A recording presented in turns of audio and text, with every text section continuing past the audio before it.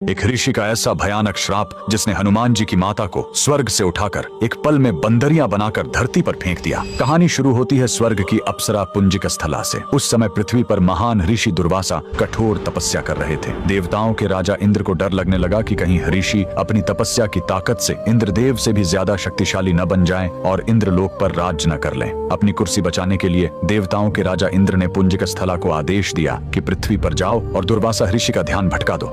इंद्र के आदेश पर वह ऋषि के आश्रम गई और उनकी तपस्या में बाधा डालने लगी। ऋषि दुर्वासा ने गुस्से में आंखें खोली और उसे श्राप दे दिया। तूने एक चंचल वानर की तरह हरकत की है, जा पृथ्वी पर तेरा चेहरा भी वानर जैसा हो जाएगा। अप्सरा ने रोते हुए ऋषि के पैर पकड़ लिए। तब ऋषि ने दया दिखाई और मुक्ति का उपाय बताया। जिस दिन तुम भगवान शिव के 11वें रुद्र अवतार को जन्म दोगी, तुम वापस अप्सरा बन जाओगी। इसी श्राप के कारण उस अप्सरा ने पृथ्वी पर वानर राज गुंजर के घर बेटी के रूप में जन्म लिया, जिनका नाम अंजना पड़ा। बड़ी होने पर उनका विवाह महान वानर योद्धा केसरी से हुआ, लेकिन श्राप से मुक्ति पाने के लिए उन्हें एक पुत्र की आवश्यकता थी। इसलिए माता अंजना ने हम्पी के इसी अंजनाद्रि पर्वत पर भगवान शिव की घोर तपस्या की। सालों की तपस्या से शिव जी प्रसन्न हुए और वायुदेव के माध्यम से अंजना के गर्भ में दिव्य शक्ति स्थापित की। और तब इसी पहाड़ी पर जन्म हुआ बजरंग बली का। हनुमान जी के जन्म लेते ही माता अंजना का श्राप टूट गया। आज कर्नाटक के हम्पी में स्थित यह अंजनाद्रि पर्वत इस पूरी घटना के गवाह है। 575 सीढ़ियां चढ़कर आज भी भक्त उस पवित्र जन्म स्थान के दर्शन कर